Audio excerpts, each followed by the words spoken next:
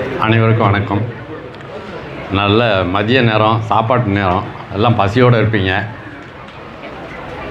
எவ்வளோ நேரம் பேச்சை கேட்பீங்கன்னு தெரில. ரொம்ப சிறப்பாக பேசுனாங்க பாமையன் ஐயா. நிறைய கருத்துகள். உண்மையிலேயே நம்மளுடைய வழி எப்படி, நம்ம வம்சம் எப்படி, எல்லாத்தையும் சொன்னாங்க. தமிழர்கள்னால் என்ன, இங்கிருந்து அணைக்கட்டு தொழில்நுட்பம் உலகத்தில் முதல்ல கற்றுக்கிட்டான். ஒரு அணைக்கே மிகப்பெரிய தொழில்நுட்பம், அணையோட தொழில்நுட்பத்தில் மிக உயர்ந்த தொழில்நுட்பம். அது மாதிரியே வேளாண்மை எங்கே துவங்குச்சு, நீர் மேலாண்மையை எங்கே இருந்து கற்றுக்கணும் உலகத்தில் அப்படிங்கிறத சொல்லி கொடுத்தவங்களே தமிழர்கள் அப்படின்னு ரொம்ப சிறப்பாக சொன்னாங்க. ஒவ்வொரு நிலத்துக்குமான விவசாயம் என்ன, குறிஞ்சி நிலத்துக்கு என்ன விவசாயம், முல்லை நிலத்துக்கு எப்படி விவசாயம், மருதத்துக்கு என்ன விவசாயம், நிறைய சொன்னாங்க. அவங்களுக்கு நன்றியை நம்ம சொல்லணும். இயற்கை வேளாண்மையில் நீண்ட காலமாக ஒரு பெரிய பேராசிரியராக இருந்து மக்களை வழி நடத்துகிறாங்க. நிறைய நூல்கள் எல்லாம் எழுதியிருக்கிறாங்க. அதுக்கு முன்னாடி இன்னொருத்தரையும் பெருமைப்படுத்தணும். இன்றைக்கி தான் முதல் தடவையாக பார்க்குறேன் அந்த பையனை, செந்தமிழ் வேந்தன் ஐயா, ஆறுமுகம் ஐயா. இன்றைக்கி தான் முதல் தடவையாக பார்க்குறேன். கூப்பிட்றாரு பேசுகிறதுக்கு. இல்லை தம்பி, எனக்கு நிறைய வேலை இருக்குது, நான் வேறு இடத்துல இருக்கேன். நீர் மேலாண்மைன்னு நீங்கள் தயா பேசணும், உங்களை விட்டா வேறு யாராச்சும் ஏற்பாடு பண்ணுங்க, நான் அடுத்த ஆண்டு வரேன். இல்லை 2 பேர் தான், நிறைய பேரை பேசுகிறீங்களா, வரிசையை சுண்டக்கல்லை கொடுக்குற மாதிரி 53 பேரை பேச விட்டு பின்னால் இருந்து சட்டையை பிடிச்சி வைப்பீங்களா? இல்லை, நீங்கள் 2 பேர் தான், பாம்பைங்க ஐயாவும் நீங்கள் தான் பேசுகிறீங்க, அவசியம் வரணும் உண்டு. சரின்ட்டு திருநெல்வேலியிலேருந்து நேற்று கிளம்பி இங்கே கூட வந்திருக்கேன். திருப்பி இன்றைக்கி அறந்தாங்கி போகணும். சரி, நல்லது. அப்படி ஒரு ஆர்வமான பையன் நான் பார்த்ததே கிடையாது வரணும் அப்படின்னு. அதை விட அவங்க அப்பா இயற்கையில் இந்த மாதிரி ஒரு தனி மனிதனாக நின்று இயற்கையை பாராட்டணும், பெருமைப்படுத்தணும், இந்த வேளாண்மை இந்த பகுதியில் கொண்டு வரணும் அப்படின்னு 10 வருஷமாக அவர் குடும்பம் பண்ணுறதே நம்மளுக்கு தெரியும். செத்த நாடி இருப்போம், செத்த கழிச்சு ஓடிடுவோம். ஏன்னா அடுத்தது அங்கே வீட்டில் வேலையை வச்சுட்டு வந்திருப்போம் கூட்டத்துக்கு. ஒரு குடும்பம் பண்ணுறதே எவ்வளோ பெரிய பிரச்சனைங்கிற இடத்துல 10 வருஷம் தொடர்ந்து ஒரு நிகழ்ச்சியை நடத்துறதுங்கிறது ஒரு மிகப்பெரிய விஷயம். அதை ரொம்ப சிறப்பாக நடத்துகிறாங்க. அவங்களுக்கு நன்றி. அதற்கு துணை நிற்கின்ற நண்பர்கள் வட்டம் எல்லாருக்கும் நன்றியை தெரிவிச்சுக்கிறேன். நேரடியாக தலைப்புக்குள்ளே போவோம். உண்மையில் விவசாயங்கிறது எவ்வளோ பேர் விவசாயம் செய்கிறீங்க? சும்மா கையை படுத்துக்குங்க பார்ப்போம். நல்லது, நன்றி. கொஞ்சம் கான்வர்சேஷனாக வச்சுக்கலாம், பயப்படாதீங்க. சாதாரணமாக நீங்கள் என்ன வேணாலும் கேட்கலாம். நான் பேசிக்கிட்டே இருப்பேன்னு நினைக்காதீங்க, உங்களை பேசவும் விடுவேன். விவசாயங்கிறது உண்மையில் ஒரு பொழுதுபோக்கு, ஒரு ஜாலியான பொழுதுபோக்குக்கு பேர் சொல்லு அப்படின்னா விவசாயம்.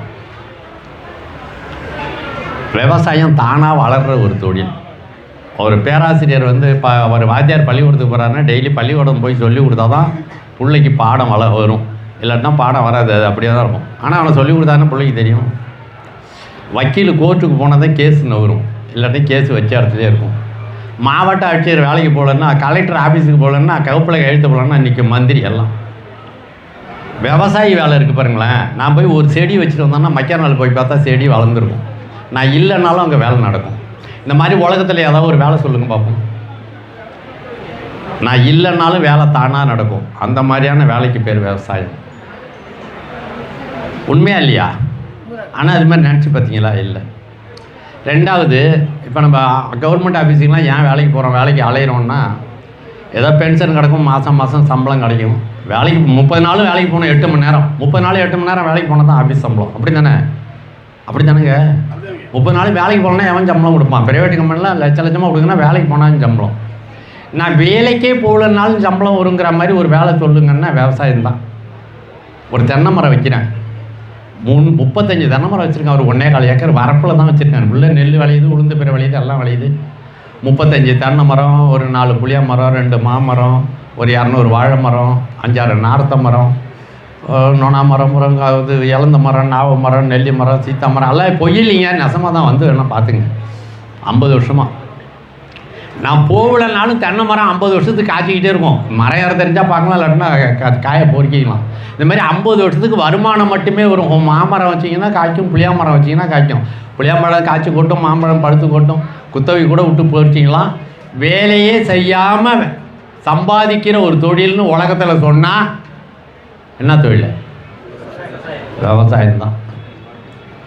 மந்திரி தொழில்னு யாரோ சொன்ன மாதிரி இருந்தது, அதுதான் கேட்டேன். மந்திரி வேலையே செய்யாமல் சம்பாதிக்கிறது.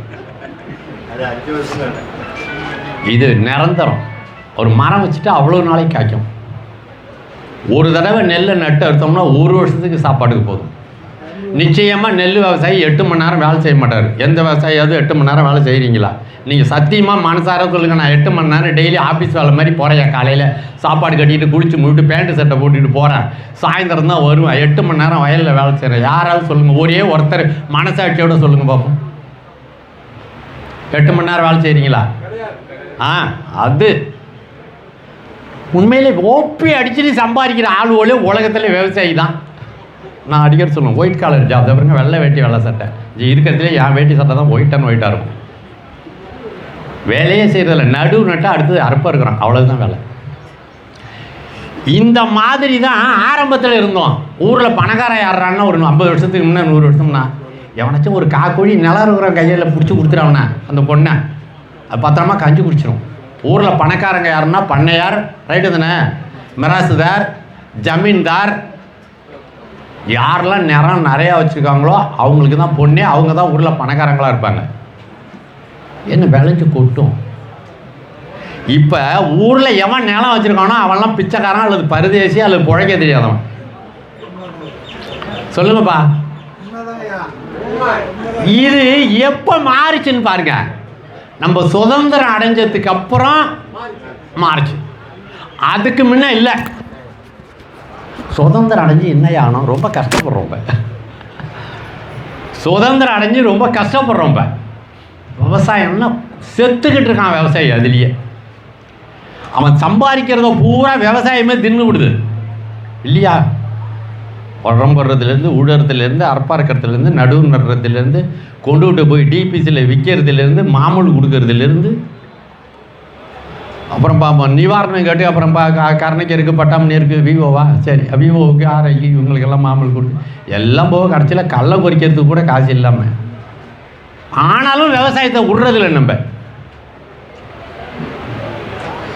இந்த நிலைமை மாறணும். அதாங்க இதுக்கு தான் நான் உங்களுக்கு வந்திருக்கேன். இதுக்கு தான் கூப்பிட்ருக்காரு அவர். அவருக்கே தெரியுமா தெரியாதா? தெரியாது. நடுவு நட்டால் அறப்பார்த்தணுங்க. அப்படி விளைஞ்சது. உலகத்திலே சும்மா சோறு போட்டது யாருன்னு சொல்லுங்க பார்ப்போம். ரொம்ப காலம் சும்மாவே சோறு போட்டாங்க. யாருன்னா யாருக்காவது படிச்சிருக்கீங்க, வரலாறு படிச்சிருப்பீங்க நிறைய பேர். எங்கே சோறு போட்டாங்க? யார் போட்டா சொல்லுங்கள்? சும்மாவே சோறுங்க. அப்புறம் அப்புறம் அப்புறம் எல்லாருமே தமிழ்நாட்டை தான் சொல்றீங்க, வேற நாட்டை சொல்லல. வேற ஒரு நாட்டில் எங்காவது சோறு காலங்காலத்துக்கு சோறு போட்டாங்களா?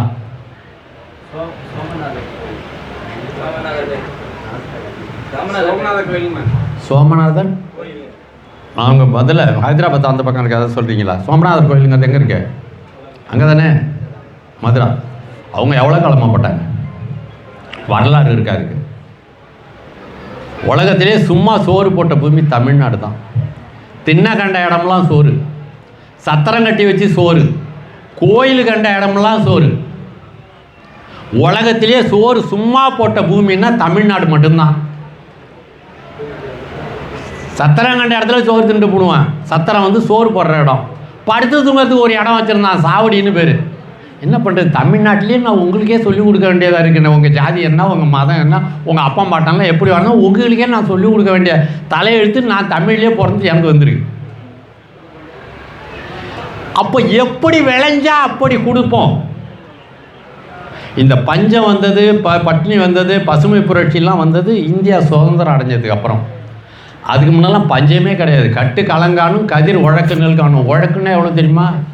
300 கிராம் 300 கிராம் உழக்குன்னா ஒரு கதிர். 300 கிராம் நெல்லை ஒரு கதிரை ஆஞ்சி அரிசி ஆக்குனா நீங்கள் சாப்பிட்ருவீங்களா? நீங்கள் சாப்பிட்றது மிஞ்சி போனால் 100 கிராம் அரிசி கூட கிடையாது. 1 கிலோ அரிசி ஆகுனா 10 பேர் சாப்பிடலாம். 320 கிராம் நெல்லில் 220 கிராம் அரிசி தான். 60 கிலோ நெல் அரைச்சிங்கன்னா 40 கிலோ அரிசி. ஒரு கதிரை ஒரு ஆள் சாப்பிட முடியாது. இப்போ விளையுதுங்க. 400 நெல் விளைய வச்சார் ஆலங்குடி பெருமாள் ஒரு கதிரில். அந்த விவசாயம் ஏன் இப்போ இல்லாமல் போச்சு? யூரியா போடுறோம், பொட்டாசு போடுறோம், சூப்பர் பாஸ்பேட் போடுறோம், அம்மோனியா டை அம்மோனியம் பாஸ்பேட் போடுறோம், அம்மோனியம் குளோரைட் போடுறோம், அம்மோனியம் சல்பேட் போடுறோம், நுண்ணூட்டம் அடிக்கிறோம், என்னென்ன பண்ணுறோம். ஆனால் ஏன் விளைச்சல் வரல? ஏன் விவசாயி ஏழையாக போனால் ஐயா பவன் போனான்? சின்னதாக முடிச்சுடுங்க. ரொம்ப டயர்டாயிட்டீங்க. நானே டயர்டாயிட்டேன். அப்போ விளைஞ்சதெல்லாம் சும்மா விளைஞ்சது, நட்டாக விளைஞ்சிரும். இப்போ விளைய மாட்டேங்குது. ஏன் சொல்லுங்க? யாராவது மண்ணில் சத்து இல்லை, ரெஸ்ட்டே கொடுக்க மாட்டுறாங்க. அப்புறம் சரி, ரெஸ்ட் கொடுத்தா விளையுமா? இப்போ எப்படி பேசுறீங்க பார்த்தீங்களா? இதுதான் உங்களை தூங்க விடாமல் வச்சுக்கிட்டாலே நம்ம பெரிய பேச்சாளன் தான். உங்களை செல்லை நோண்ட விடாமல் தூங்க விடாமல் வச்சுருக்க பாருங்க. அதுக்கு தான் அவர் மைக்கே கொடுத்தாரு. அப்புறம் 2 பேர் பதில் சொன்னாங்க. உரம் அதிகமாக போடுறதால விளைய மாட்டுது, உரம் போடாமல் இருந்தால் விளையுமா? ஏங்க இதுமாரி பச்சையாக போய் சொன்னால் யாருங்க ஒத்துப்பா? உரம் போட்டாதானங்க செடியாக ஏந்திரிக்கிறங்குது இடத்த விட்டு, அல்லைன்னா அப்படியே வச்ச இடத்துலேயே இருக்குங்குது. ஐயா சொல்லுங்கள். அதிகமாக தண்ணி கொடுக்கறதால விளையும், தண்ணியே இல்லாட்டி போனால் விளையுமா? ஏங்க இப்படி பேசுகிறீங்க? சண்டைக்கு வந்துட போகிறாங்க. நான் சொல்லிடுறேங்க. அது தெரிஞ்சதுனால தான் நீங்களே என்ன செஞ்சுருப்பீங்களா? உங்களுக்கு தெரியலங்கிறதானே என்ன பேச கூப்பிட்டுருக்காரு. மழை தண்ணியை அதுக்கு முன்னே நிறுத்தினாங்க. இப்போ மழை தண்ணியை யாரும் நிறுத்துறதில்லை.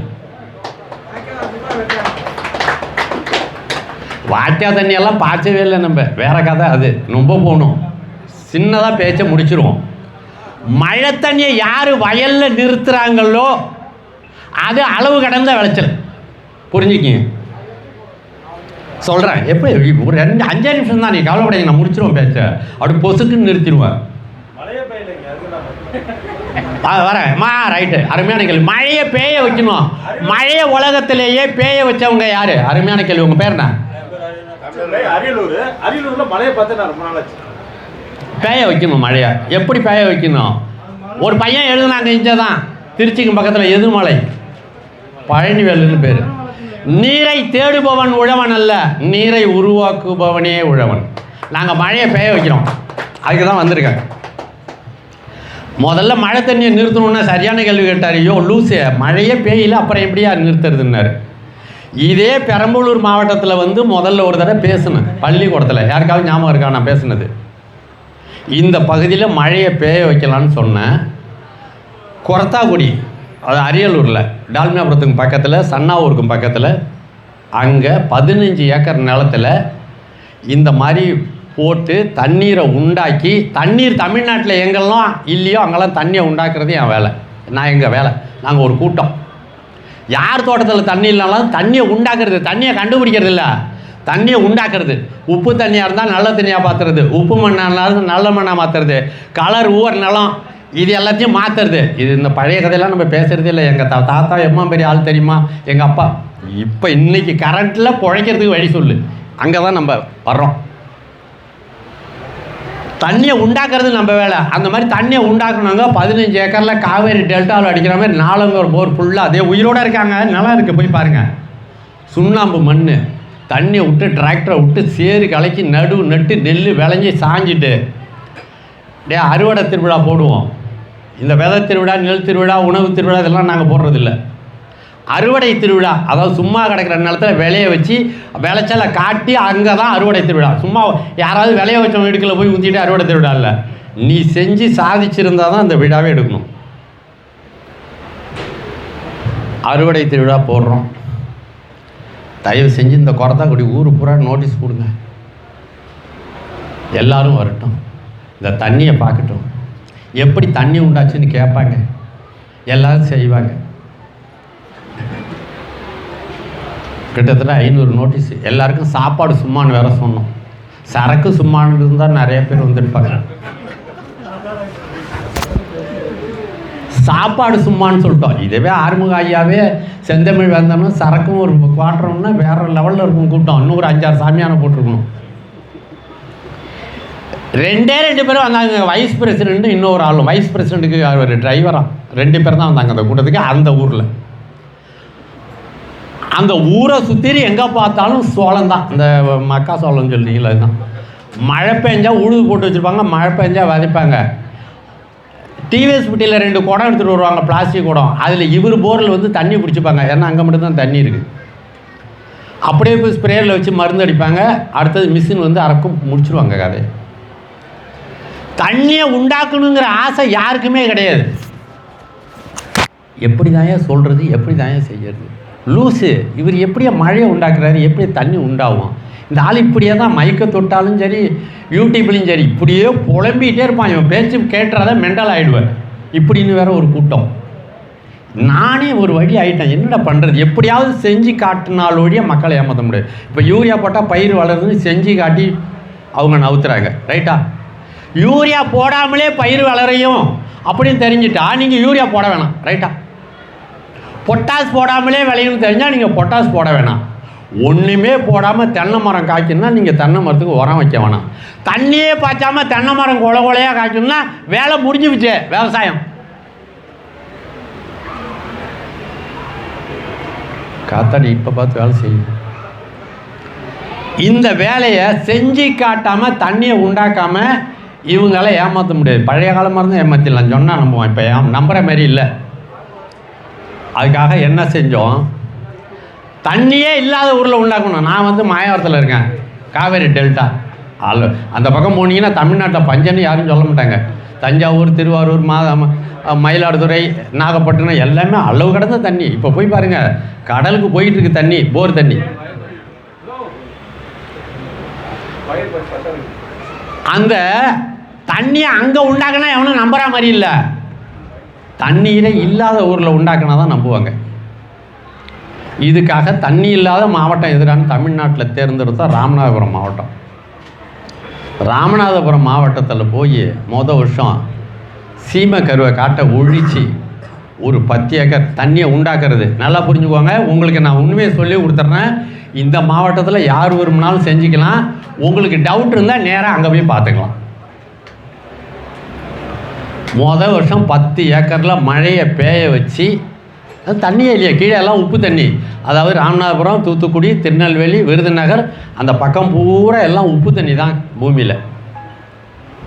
மழையை பேய வச்சு நெல்லை உழுதுட்டு விதைச்சிட்டோம், புழுதியில் டிராக்டரு. நெல் முளைச்சி, மழை பெஞ்சு நெல் முளைச்சி, நெல் வந்து விளைஞ்சி 45 மூட்டை நெல் எடுத்தோம் வருஷம் 10 ஏக்கரில். அடுத்த வருஷம் 2வது வருஷம் ஒரு 25 ஏக்கர் ஆக்கணும். வருஷம் விளைஞ்சி விட்டுல, அடுத்த வருஷம் இன்னும் கொஞ்சம் டெவலப் பண்ணுமே, அப்படி தானே போவோம். 25 ஏக்கராக டெவலப் பண்ணோம். அடுத்த வருஷம் நெல்லை விதைச்சோம். நான் ஏற்கனவே சொல்லிட்டு போயிருக்கேன், மழையை நம்ம பேய வைக்கலான்னு. லூசி மாரி பேசாதையா, முதல்ல வாயால் வவுட்டு விட்றதை நிறுத்து, முதல்ல செஞ்சு காட்டு. 2வது வருஷம் 25 ஏக்கரில் 166 மூட்டை விதைச்சோம். அடுத்தது அறுக்க போகிறோம், அறுப்பர் வேலை எடுத்துக்கிட்டு. வேறு எந்த வேலையும் கிடையாது. எருவு போடல, மருந்து அடிக்கலை, களை எடுக்கலை, தண்ணி பாய்ச்சல, மழை பெஞ்சு விளைஞ்சது தான் 166 மூட்டை. அடுத்த வருஷம் என்ன செஞ்சிட்டாங்க, பக்கத்தில் 40 ஏக்கர் ஆக்கிட்டாங்க. அதை என்னோட நீ பாட்டுக்கு டெவலப் பண்ணிட்டே போகிறேன். இது 2 வருஷம் பேஞ்சிட்டு 3வது வருஷம் பேயலைன்னா என்ன பண்ணுறதுன்னு நான் அந்த பையனை கேட்குறேன். எல்லாம் பேயும், எங்களுக்கு தெரியும், நீங்கள் உங்கள் வேலையை பாருங்கன்ட்டான். 2 வருஷம் பேஞ்சதும் 3வது வருஷம் நீ பாட்டே டெவலப் பண்ணிட்டே போகிற, மழை பெய்யலைன்னா என்ன பண்ணுறது? ஏற்கனவே சும்மா ஏதோ மழை பெஞ்சுது, இந்த கிழமை அவுட்டு விட்டுக்கிட்டு இருக்கான்னா, இது 2 வருஷம் பேஞ்சுது, அறுத்துட்டோம். 3வது வருஷம் பேயாமல் காஞ்சி போனால் என்ன பண்ணுறது? எல்லாம் பேயும், எங்களுக்கு தெரியும், உங்கள் வேலையை பாருங்கன்ட்டான். இந்த வருஷம் 3வது வருஷம் 236 மூட்டை. அதில் ஒரு 10 ஏக்கர் தண்ணியை அடிச்சுட்டு போய் வீணா போய் மழை பெஞ்சு விளைய வச்சு எடுத்துருக்கோம். முழுசாக மழை நீர்லேயே விளைஞ்ச நெல். மழையை பேய வைக்க முடியுங்கிறத உங்கள்கிட்ட நான் பதிய வைக்கிறேன். முதல்ல ஞாபகம் வச்சுக்கோங்க.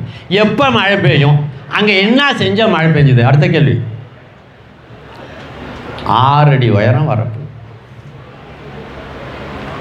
6 அடி உயரம் வரப்பு. போய் பாருங்கள், தென்னை மரம்லாம் தானாக வருது. ஏங்க பொள்ளாச்சி கோயம்புத்தூர்லாம் தண்ணி இல்லாமல் தென்னை செத்துக்கிட்டு இருக்கு.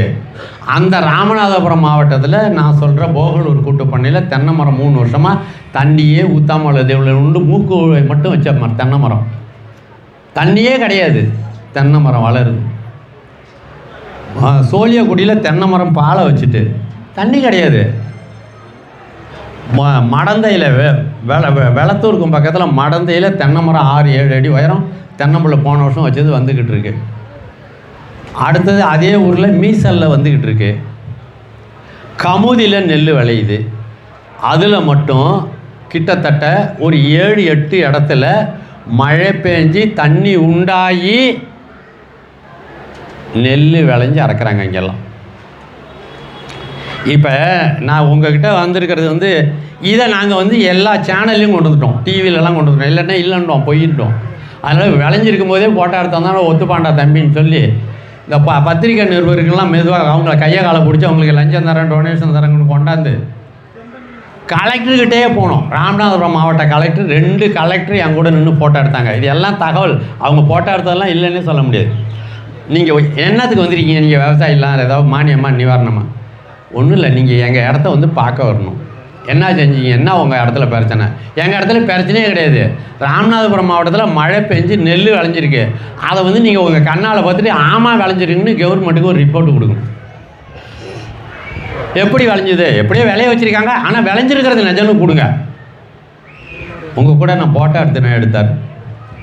அறுவடை நீங்கள் வாங்க, நாங்கள் பேனர்லாம் வைக்கிறோம். அப்போ தானே ஒரு கலெக்டர் வந்தாருன்னா பேனர்லாம் வைக்கணும், சாப்பாடெலாம் போடணும், எல்லாம் பண்ணி கூப்பிட்டோம். கடைசி நேரத்தில் எனக்கு கவர்மெண்ட்லேருந்து முக்கியமாக ஆர்டர் வந்துட்டு நான் வேலைக்கு போகிறேன்ட்டு போயிட்டார். அந்த கலெக்டர் போயிட்டார். அடுத்த வருஷம் இந்த வருஷம் ஒரு கலெக்டர் வந்திருந்தார். அவரை நாங்கள் அறுவடை திருவிழான்னு வைக்கிறோம் இந்த வருஷம், நீங்கள் வாங்க அப்படின்னு. சரி வரேன் அப்படின்னார். இந்த வருஷம் அறிவிப்பு இருக்கும்போது அவர் எலெக்ஷன் வருது, நான் எலெக்ஷன் டியூட்டி போட்டாங்க, நான் போகிறேன்ட்டு போயிட்டார்.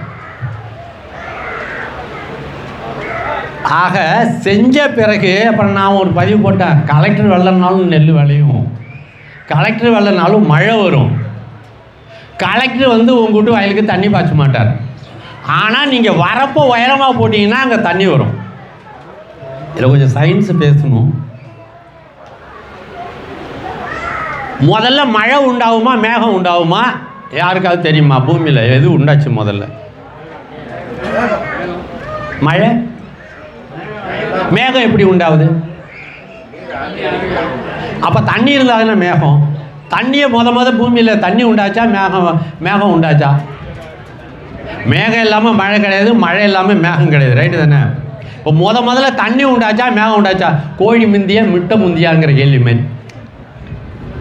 அப்படி யாருக்காவது விடை சொல்ல தெரியுமா? அதுக்கு விடையை கண்டுபிடிச்சிட்டோம் நம்ம. இனிமே பயப்படாமல் பேசலாம். நீங்கள் கோழி முந்தியா முட்டை முந்தியா அப்படின்னா எது முந்தின்னு சொல்லலாம். உங்களுக்கு சொல்ல தெரியுமா? என்னையா வம்புக்கு இருக்கிறீங்க? யார் சொன்னது?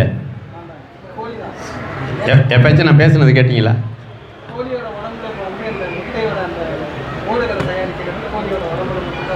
எஸ், கோழி இல்லாமல் முட்டை வரவே முடியாது. கோழி எப்படி வந்ததுன்னா ஆட்டோமேட்டிக்காக தடுமாறிக்கிட்டு மாதிரி ஒரு உயிரினங்கள் தன்னிச்சையாக உயிரினங்களை தான் உருவாகும். அப்புறம்தான் அந்த உயிரினங்கள் தண்ணிலேருந்து டெவலப் பண்ணும். நெல் கண்டுபிடிக்கிறதுக்கு முன்னே நெல் இல்லை. நம்ம சொல்லிட்டோம், அதெல்லாம் கேட்டிருப்பீங்க. திருநெல்வேலியில் தான் நெல்லை கண்டுபிடிச்சா நெல்லையப்பன். அந்த நெல்லை விதைச்ச இடத்துக்கு திருத்தெளிச்சேரின்னு பேர். அவன் நெல் கட்டிக்கு வேலி கட்டி காப்பாற்றின இடத்துக்கு திருநெல்வேலி பேர். இன்றைக்கி இறைவனுக்கு திருநெல்வேலி சாமிக்கு நெல்லையப்பர்னு பேர். இதெல்லாம் நம்ம பேசியிருக்கோம் ஏற்கனவே. அந்த மாதிரி முதல்ல கோழி வந்தால் முட்டை வந்துதாங்கிற மாதிரி மழை வந்ததா மேகம் வந்ததுன்னா மேகம்தான் வருது. சூரியக்கோள்லேருந்து பூமி பிரிஞ்சு வருது. அதை பாருங்க, ஒரு பெரிய யூனிவர்சிட்டியில் ஒரு கான்ஃபரன்ஸ், சயின்ஸ் கான்ஃபரன்ஸில் பேச வேண்டிய பேச்சு உங்களுக்கு மத்தியில் நான் பேசிக்கிட்டு இருக்கேன். இதை உண்மணி ஏற்றுக்கிட்டாலும் சரி, இந்த கிழமை இப்படியே உளறிக்கிட்டு இருப்பான்னு சொன்னாலும் நம்மளுக்கு ஒன்றும் நோ ப்ராப்ளம். ஆனால் செய்தியை சொல்லிவிடுவோம். நம்ம முதல்ல வானத்தில் வாயுக்கள் தான் இருக்குது. தண்ணி கிடையாது. ஹைட்ரஜனும் ஆக்சிஜனும் சேர்ந்த பொருள் தான் தண்ணி. அது காற்று தான். அப்படி தானே? தெரியும் தானே உங்களுக்கெல்லாம்? தண்ணிங்கிறது காற்று, ஹைட்ரஜனும் ஆக்சிஜனும் சேர்ந்த மூலப்பொருள். 2 பங்கு ஹைட்ரஜனும் 1 பங்கு ஆக்சிஜனும் சேர்ந்தால் தான் தண்ணி. இந்த ஹைட்ரஜன் வந்து திரவ எரிவாயு, இப்போவும் அப்படியே பயங்கரமாக பற்றிட்டு எரியும், எரிவாயு நெருப்பு. இந்த ஆக்சிஜன் வந்து எரியறதுக்கு சப்போர்ட் பண்ணுற வாயு. நான் பேசுறது அவங்களுக்கு பிடிக்கல, நீங்கள் என்ன பண்ணுவீங்க? எவ்வளோ நேரம் தான் பேசுறது? சொல்லிட்டேனே, இதை வரேன், அதுக்கு தான் வரேன். எப்படி மழை வந்ததுங்கிறதுக்கு தான் வரேன். அது சொல்லிட்டேன், வரப்பு போட்ட மழை வரேன், அந்த வரேன் இருங்க, நான் முடிக்கல இன்னும். அதுலேயே தான் போயிட்டுருக்கோம். செஞ்சுட்டோம், இங்கே செய்வோம். வரேன், வந்துடுறேன். சத்தனாடி இருங்க, வரீங்க, சண்டை வளர்க்குறாங்க. முதல்ல மேகம் உண்டாகி தான் மழை வரும், அதுக்கு தான் வரேன். மேகம் உண்டான பிறகு தான் மழை வரும், மேகம் இல்லாமல் மழை வராது. மேகத்தை எப்படி உருவாக்குறதுங்கிற கதையை சொல்லிட்டு இருக்கேன். இருங்க, அவசரப்படாதீங்க. முதல்ல ஹைட்ரஜனும் ஆக்சிஜனும் நிறைய வாயுக்கள் இருக்குது. Helium, krypton, nitrogen, oxygen, hydrogen, நிறைய வாயுக்கள் இருக்குது. ஆனால் இந்த டிப்ரெஷன், அதாவது வெப்பம் இழந்த பிறகு ஹைட்ரஜனும் ஆக்சிஜனும் வெப்ப இழத்தல் வளிமண்டலத்தில் ஏற்பட்ட பிறகு தான் இந்த ரெண்டும் ஒன்றா சேருது, ஜோடி சேருது. அப்போ மேகம்தான் உருவாகுது. முதல்ல ரெண்டு வாயுக்கள் ஒன்று சேர்ந்து முதல்ல மேகம் உருவாகுது. அந்த மேகம் வந்து மறுபடியும் வெப்பத்தை எடுக்குது. முதல்ல வெப்பம் வானத்தில் இழந்தால் தான் மேகம் உருவாகும். வெப்பமாக இருந்தால் ஹைட்ரஜனும் ஆக்சிஜனும் ஒன்றா சேராது. ஹைட்ரஜன் பற்றிட்டு எரியும், திரவ எரிவாயு. ஆக்சிஜன் சப்போர்ட் பண்ணும் அதுக்கு எரியறதுக்கு. இப்போவும் ஆக்சிஜன் இல்லைன்னா பொருட்கள் எரியாது. அது ரெண்டுமே வெப்பம் இழத்தல் ஏற்பட்டதுன்னா, அங்கே இந்த டிப்ரெஷன் வானத்தில் ஃபார்ம் ஆச்சுன்னா ரெண்டும் ஒன்றா சேருது. வெப்ப இழத்தல் ஏற்பட்டு ஹைட்ரஜனும் ஆக்சிஜனும் ஒன்றா சேர்ந்து முதல்ல மேகம்தான் உருவாகுது. அப்புறம் மறுபடியும் வெப்ப இழப்பு ஏற்பட்டால் மேகம் குளிர்ச்சி அடைஞ்சு மழை. அப்புறம் மறுபடியும் வெப்ப இழப்பு ஏற்பட்டதுன்னா, நீர் வெப்ப இழந்ததுன்னா பனிக்கட்டி ஆயிடும். நல்லா புரிஞ்சுங்க. வானத்தில் வெப்ப இழத்தல் மேகம் உருவாகிற இடத்துல, கீழே இல்லை, இங்கே தான் வெப்பமாகவே இருக்க. இங்கே தண்ணி ஆவியாக தான் போகும். இங்கே வெப்ப இடத்தில் ஏற்படாது. எப்போ ஏற்படும்னா மார்கழி மாதம் ஏற்படும் வெப்ப இடத்தில். அப்போ பார்த்தீங்கன்னா இந்த பூமியிலேருந்து வெளியான நீரெல்லாம் அப்படியே பனியாக பறக்கும். அப்படியே தனியாக பனிங்கிறது நீர் துளி, ரைட்டு தானே? அப்போ தான் பூமிக்கு மேலே வெப்ப இடத்தில் ஏற்படும். ஆனால் இது குளிர்ச்சியாக இருக்கும். வானத்தில் வெப்ப இடத்தில் மேகம் உருவாகிற இடத்துல, அந்த கிளைமேட்டில், அது ஒரு ஜோன், ஒரு ரவுண்டு, அந்த இடத்துல வெப்பம் ஏற்பட்டால் ஹைட்ரஜனும் ஆக்சிஜனும் ஒன்று சேர்ந்து முதல்ல மேகம் உருவாகுது. மறுபடியும் மேகத்துக்கிட்ட வெப்ப இடத்தில் ஏற்பட்டுனா மழையாக பெய்யும், அல்லாட்டினா மேகமாகவே அலைஞ்சிக்கிட்டு இருக்கும் அது வெள்ளையாக. அப்புறம் மழை வந்து நீராக மாறி பூமிக்கு வரும். நீருக்கு மறுபடியும் வெப்ப இடத்தில் ஏற்படுதுன்னா பனிக்கட்டியாக மாறும். பனிக்கட்டி திருப்பி வெப்பத்தை வாங்குச்சுன்னா நீராக மாறிடும். நீர் மறுபடியும் வெப்பத்தை வாங்குச்சுன்னா நீராவி ஆகிடும். நீராவி மறுபடியும் வெப்பத்தை வாங்குச்சுன்னா பிரிஞ்சே போயிடும். ஆனால் இந்த நீராவி மேலே போன உடனேயே அங்கே ஏற்கனவே கொஞ்சம் சூடு இருக்கும். சூட்டோட சூடு சேர்ந்ததுன்னா சூடு சீக்கிரமாக வெளில போயிடும். இப்போ சாதாரணமாக நெருப்பு இருக்குன்னு வைங்களேன், நெருப்பில் இன்னும் கொஞ்சம் நெருப்பை போட்டு தீயை அதிகப்படுத்தினா தீ மேலே போகும். தீ மேலே போகுமா கீழே போகுமா? தீ எப்போவுமே மேலே போகும், தண்ணி கீழே வரும். வெப்பம் அதிகரிச்சதுன்னா அங்கே வெப்பத்தை எப்படி இழக்க வச்சான்னா, இதாங்க தண்ணி மேகம் உண்டான இடம், நீர் உண்டானது வழி. நீர் உண்டாகிற தமிழர்களுடைய வித்தை, மேகத்தை உருவாக்கிய தமிழர்களுடைய வித்தையை நான் இங்கே வெளிப்படுத்திகிட்டு இருக்கேன். சொல்லாமல் நான் கரையேற மாட்டேன், நீங்கள் பயப்பாங்க. அது மாதிரி நான் மயக்க பிடிக்கிற ஆளே கிடையாது. சொல்லிட்டேனே, வெப்ப இழத்தல் ஏற்படுது, மேகத்தை உருவாக்குறோம். பூமியிலிருந்து வெப்பத்தை இழக்கிறதுக்கு வரப்புகளை உயர்த்துறோம். பூமியிலிருந்து மிக பாதுகாப்பாக வெப்ப இழத்தல் ஏற்பட்டதுன்னா நேராக மேல் நோக்கி போய் இந்த வெப்பம் காற்று மண்டலத்தில் இருக்கிற வெப்பத்தோடு சேர்ந்து வெப்ப இழத்தல் ஏற்படுது. சரிங்களா? நான் சரியாக சொல்கிறேன்னா, சூடு அதிகமாச்சுன்னா அந்த சூடு மேலே போகும். வளிமண்டலத்தில் இருக்கிற சாதாரண இயல்பு நிலை வெப்பத்தில் கீழே இருந்து அதிகமான வெப்பம் ஒரு குறிப்பிட்ட இடத்த நோக்கி போகும்போது இந்த வெப்பமும் அந்த வெப்பமும் ஒன்று சேர்ந்து அதுக்கு மேலே விரிவடைஞ்சு மேலே போயிடும். இப்போவும் தண்ணி சூடாச்சுன்னா மேலே தான் போகும். இல்லை மேகம் எங்கே பார்த்தாலும் காற்று வெளியோட அலையும். அது அப்புறம் பேசுவோம் இன்னும் முடியணும்ல, பேசுவோம். இப்போ அந்த 40 ஏக்கரில் தண்ணி வந்தது, 10 ஏக்கரில் வந்தது, நம்ம ஊர்லேயும் வரும்ல. இருங்க, அதாவது சீக்கிரமாக விடைக்கு போகிறோம். நம்ம மேகங்கிறது ஒரு இடத்துல இருக்காது, காற்றுல அலையும். அதாவது இந்த டிப்ரெஷன் எப்போ ஃபார்ம் ஆகுதோ, இருங்க அந்த முடிச்சிடணும். அந்த இதை முடிச்சுட்டு அப்புறம் அடுத்த வரைக்கும் வரும். ஏன்னா நீங்கள் கேட்ட வரைக்கும் நான் விடையை சொல்கிறேன். ஒரு வரியில் சொல்லணும், நாங்கள் வரப்புகளை முதல்ல உயர்த்தணும். 2 வகையில் இது நடக்கும். ஒன்று நீராவி மேகமாகி மேகம் குளிர்ச்சி அடைஞ்சால் மழை.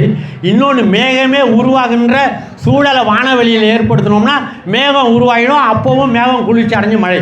2 வழியில் மழை வரும்.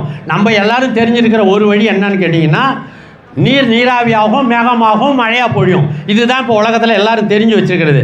அடுத்தது கிளவுட் சீடிங். மேலே போய் மேகம் குளிர்ச்சி அடைகிற பொருளை, சில்வர் நைட்ரேட் மாதிரி பொருளை தூணா மழை பெய்யுங்கிறது தான் இன்றைக்கி உலக விஞ்ஞானிகள் தெரிஞ்சு வச்சுருக்கிற செய்தி. மேகத்தை உருவாக்குறது எப்படின்னு தெரியல, அவங்க சொல்லலை. அதை நான் இப்போ சொல்லியிருக்கேன் உங்கள்கிட்ட. சும்மா கற்பனைன்னு கூட நீங்கள் வச்சுக்குவாங்க. ஆனால் இப்படி தான் மேகம் உருவாகுது. அதாவது வளிமண்டலத்தில் மேகம் உருவாகிற இடத்துல அந்த சூழலில் வெப்ப இடத்தில் ஏற்பட்டால் தான் ஹைட்ரஜனும் ஆக்சிஜனும் ஒன்றா சேர்ந்து மேகம் உருவாகும். அதுக்கப்புறம் மேகம் குளிர்ச்சி அடைஞ்சால் மழையாக மாறும். அதுக்கப்புறம் தண்ணீர் மழை. சரியா? அந்த தண்ணீரை நம்ம தேக்கி வச்சோம்னா நிலத்தில், அந்த தண்ணீர் மறுபடியும் அடுத்து ஒரு கோடை காலத்தில் நீராவியாக மாறும். இதெல்லாம் வெட்டி கடலுக்கு விட்டுட்டிங்கன்னா பூமி சூடாக தான் இருக்கும். பூமியில் தண்ணீர் நிறுத்தினா தான் சீக்கிரம் சூடாகி அந்த தண்ணீர் ஆவியாகும். கடலில் இருக்கிற தண்ணீர் சீக்கிரம் ஆவியாகுமா, நிலத்தில் இருக்கிற தண்ணீர் சீக்கிரம் ஆவியாகுமா? நிலத்தில். ஏன்னா இங்கே சூடு அதிகம். அதனால் அந்த தண்ணியெல்லாம் வரப்போ உயரமாக போட்டு மழையை தேக்கி வச்சாங்க. நீங்கள் மேகம் உருவாகிறத ஒத்துக்கலைன்னா கூட இதை ஒத்துக்கலாம். ஏன்னா தண்ணியை தேக்கி வச்சா அது கோடை காலத்தில் ஆவியாகுங்கிறத நீங்கள் ஒத்துப்பீங்க. மேகம் இப்படி தான் ஆரம்பத்தில் உருவாச்சு. இதை நம்ம ப்ரூவ் பண்ணலாம். அப்படி ப்ரூவ் பண்ணி தான் மழையை பெய்ய வைக்கணும். நம்ம இந்த மேகம் குளிர்ச்சி அடைஞ்சு மழை, இந்த நீரை எல்லாம் உயரமான வரப்புகளை உயர்த்தி அங்கே தான் பெய்கிற மழை நீரெல்லாம் தேக்குறாங்க. ஆரம்ப காலத்தில் நதிகள்லேருந்து நம்ம முன்னோர்கள் விவசாயம் செய்யலை. ஏன்னா தமிழ்நாடு பூரா இருக்கிற நிலங்களுக்கு ஆறுகள் வழியாக தண்ணி போய் பாஞ்சி நெல் நட முடியாது. அவ்வளோ தண்ணி ஆற்றுல வர்றதுக்கு தண்ணி ஆற்றுல இல்லை. ஆனால் மழை காலத்தில் மிக அதிகமாக மழை பெய்யும். ஐப்பசி கார்த்திகை அடமழைன்னு. அப்போ ஊரை சுற்றி, இப்போவும் ஊரை சுற்றி எங்கே பார்த்தாலும் வயல்வெளிகள் தான். வீடுகள்லாம் நெருக்கமாக இருக்கும், சுற்றிலும் வயல்வெளிகள். எல்லா வயல்களும் நீர் தொட்டி மாதிரி உயரமாக வரப்போ உயர்த்தி நல்ல தண்ணியை தேக்கி வச்சுருவாங்க. அவ்வளோ தண்ணி மழை காலத்தில் தேங்கி நின்றுடும். அந்த தண்ணீர் தான் நெல் விளையும். ஏன்னா உலகத்தில் தண்ணியிலேயே நின்று தண்ணியிலேயே விளையிற பொருள் நெல் தான். மற்ற எந்த பயிருக்கும் தண்ணி தேவை கிடையாது. அதனால் தண்ணியை தேக்கி வைக்கணுங்கிறதுக்காகவே நெல் கடலுக்கு போயிடாமல் அந்த தண்ணீரை தேக்கி வச்சு தை மாதம் மழை காலத்தில் அவ்வளோ தண்ணி தேங்கி நிற்கும். நல்லா கவனிங்க. ஒரு குளங்கிறது ஒரு 6 அடி ஆழத்துக்கு ஒரு 2 ஏக்கரில் மண் அள்ளிட்டோம்னா அதுக்கு பேர் குளம். தரமட்டத்துக்கு கீழே. ரைட்டா? குளங்கிறது தரமட்டத்துக்கு கீழே ஒரு 6 அடிக்கு 8 அடிக்கு ஒரு 2 ஏக்கரில் மண்ணெல்லாம் அள்ளி கொண்டு வேறு இடத்துல கொட்டிட்டோம்னா அதுக்கு பேர் குளம். அதில் ஒரு 6 அடிக்கு மழை பெய்யுதுன்னு வச்சுக்கிங்க. 6 அடி ஆழம் குளத்தில் 6 அடி மழை பெஞ்சால் தரமட்டத்தில் தண்ணி நிற்கும். ரைட்டு தானே? இன்னொரு இடத்துல 6 அடி உயரத்துக்கு வரப்பு போடுறோம். மண்ணை அள்ளில் தரையிலேருந்து 2 ஏக்கரில் சும்மா உயரமாக ரவுண்டாக செவுறு மாதிரி வரப்பு மட்டும்தான் போட்டிருக்கோம். அந்த ஊரில் 6 அடி மழை பெய்யுதுன்னு வச்சுக்கிங்க. குளத்துலேயும் 6 அடி தண்ணி நிற்கும், அந்த வரப்பு போட்ட வயல்லையும் 6 அடி தண்ணி நிற்கும். ஏன்னா அங்கேயும் 6 அடி உயரம் வரப்பு போட்டிருக்கோம். இங்கே 6 அடி உயரம் தர மட்டத்தில் குளம் தான் இருக்குது. 2லேயும் 6 அடி மழை பெஞ்சால் தண்ணி 6 அடிக்கு நிற்கும். ரைட்டு தானே? ரைட்டா இல்லையா? ரைட். எதில் தண்ணி ரொம்ப நாளைக்கு நிற்கும், எதில் நிற்காது? அவ்வளவுதான். பாருங்க, எப்போவுமே ஒன்று சொல்கிறேன் கேட்டுக்கோங்க. சயின்ஸுங்கிறது சாதாரண மனுஷனுக்கு புரியணும். அப்போ தான் சயின்ஸு வேலை செய்யுதுன்னு அர்த்தம். அப்போ தான் அவன் சயின்ஸே கடைபிடிக்க முடியும். ஒருத்துக்குமே தெரியாத சயின்ஸ் சொல்லி கொடுத்தீங்கன்னா நாட்டில் எல்லாரையும் முட்டாளவே வச்சுக்கிறோம் நம்மன்னு அர்த்தம். இதுதான் இன்னைக்கு நாட்டில் இருக்கிற மிகப்பெரிய சூழ்ச்சி. ஒருத்தனுக்கு ஒன்றும் தெரியாமலே வச்சுக்கிட்டே அவனை கொஞ்சம் கொஞ்சமாக கொண்டுடுறது. வரப்போ உயர்த்தினா மழை பெய்யுங்க. 6 அடி. ஆமாம், ஆனால் யாரும் செய்யலையே. ஔவையார் சொன்னதை என்னான்னு நம்ம தமிழ் மொழி பெயர்த்தோம்னா, அந்த அம்மா மழை பெஞ்சதுன்னா வரப்புக்குள்ளே உயரமாக தண்ணி வரும்னு எழுதினாங்க அப்படின்னு நம்ம பொழிப்புரை எழுதிட்டோம். வரப்போ உயர்த்தினா வரப்புகள் மேகங்களை உருவாக்குகின்றன சொன்னானா எவனாச்சும் தமிழில்? நாங்கள் செய்கிறோம், அப்போ தான் தெரியுது. அது செஞ்ச பிறகுதான் அந்த உண்மை தெரியுது. செஞ்ச பிறகுதான் மழை வருது. ஏன்னா நாளைக்கும் வருது, நாளைக்கும் வரும். பெரம்பலூர் மாவட்டத்தில் நீங்கள் தயாராக இருந்தீங்கன்னா நல்லா யோசிங்க. பெய்கிற நீர் இதில் 2 விஷயம் இருக்குது. இப்போ சாதாரணமாக மழை பெஞ்சால் தண்ணி பூமியில் நிற்கும், வரப்போ உயர்த்தினாலும் பூமியில் நிற்கும். சாதாரணமாக ஒரு 10 நிமிஷம் மழை பெய்யுன்னு வச்சுக்கோங்க, 10 நிமிஷம் மழை பெய்யுது, இது இந்த தரையில் பெஞ்சுன்னா 10 நிமிஷம் அப்படியே உறிஞ்சிடும். உயரமாக வரப்பு போட்டிருக்கீங்க ஒரு வயல், நல்லா ஒரு 5 அடி உயரம் 6 அடி உயரம், அதுலேயும் 10 நிமிஷம் மழை பெய்யும், இந்த தரையிலையும் 10 நிமிஷம் மழை பெய்யும்.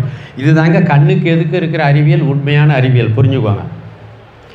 இந்த இடத்துல 10 நிமிஷம் மழை பெஞ்சது உறிஞ்சிருச்சு, உயரமாக வரப்பு போட்ட இடத்துல 10 நிமிஷம் மழை பெஞ்சது அங்கே நிற்கிது.